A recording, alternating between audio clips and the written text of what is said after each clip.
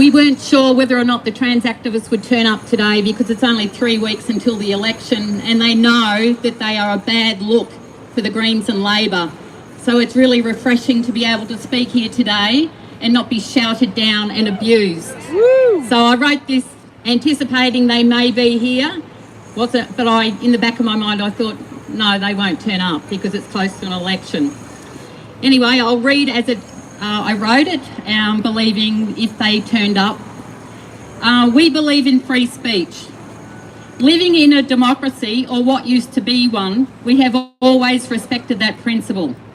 We've never attended trans rallies to disrupt them, nor have we tried to silence, drown out, or assault anyone expressing their views in public. We believe the trans community has every right to voice their concerns and speak freely on issues that affect them. Unfortunately, that same freedom has never been extended to us until today. Time and time again, we've been denied the right to speak openly without interruption or hostility by those who claim to stand for inclusion and tolerance.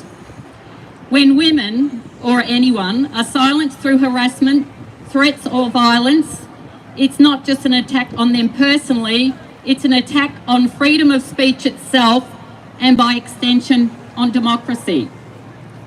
Why do the trans activists continue with this sustained campaign to stop us speaking? We know why, because they are afraid that opposing voices will weaken their influence, challenge their beliefs. Silencing dissent helps them maintain control over how issues are talked about and who gets to be seen as good or right. It isn't only the trans activists that are guilty of this. Our governments are just as guilty. We may not have politicians standing in the mob at our events, but they're doing something just as chilling. Introducing hate speech laws designed to shut us up. When you're told you can't speak about something that affects your body, your safety, your dignity, when your entire sex class is told to stay quiet for someone else's comfort, that is not protection. That's oppression wrapped in the language of tolerance. Women's voices have been completely ignored in the discussions that directly affected our rights and our safety. This has created a deep sense of disillusionment and distrust in the institutions that are supposed to protect us. This isn't just a personal loss, it undermines the legitimacy of democratic systems. Women are feeling as if our voices don't matter, that our experiences aren't valid, and that the institutions meant to serve us instead are serving the interests of others.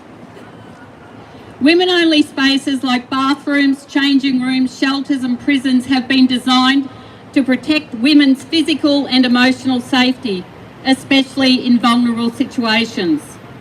When these spaces are handed over to another sex class, men, it risks undermining those protections. Women, particularly those who have experienced trauma like sexual assault, are placed in situations where they might feel unsafe or re-traumatised. This leads to a broader erosion of trust in spaces where women need to feel most secure. Handing over safeguarding to the male sex class, especially without meaningful discussion, sends a powerful message that women's boundaries don't matter as much as men's desires or convenience. It normalises the idea that women's privacy, dignity and autonomy are secondary to the demands of others. Dismissing women's concerns as transphobic or hateful only creates further division. Women, especially those who feel our safety and rights are being trampled on, may withdraw from public discourse. I can't help but feel this is exactly what this is about, to destroy women's voices from every aspect of society. One of the biggest dangers is that policies and law that ignore unique vulnerability of women risk enabling predatory behaviours. Predatory men can exploit policies that allow them to claim access to women's spaces using the gender loophole to gain entry. Women fought long and hard for the right to safeguard their spaces, from workplaces to shelters to sports. These protections have been casually dismissed in the name of inclusion without considering the real risks. This has led to a setback of the progress made in the fight for women's equality. The focus has shifted from securing and advancing women's rights towards the prioritisation of one particular group's identity without any consideration of the impact of women's safety and dignity. Freedom of speech, the very right to voice our concerns, as we are doing here today, is steadily being stripped away. It's not just disappearing on paper, but in practice, by allowing men and their handmaidens to harass, intimidate and assault us without consequence. Take Billboard Chris, who was arrested and fined for simply standing alone in the Queen Street Mall with a sign that read, "Children can't consent to puberty blockers." Meanwhile, over the past 12 months, we've watched the same group of thugs and their supporters openly break local and state laws without facing a single repercussion. That is not justice.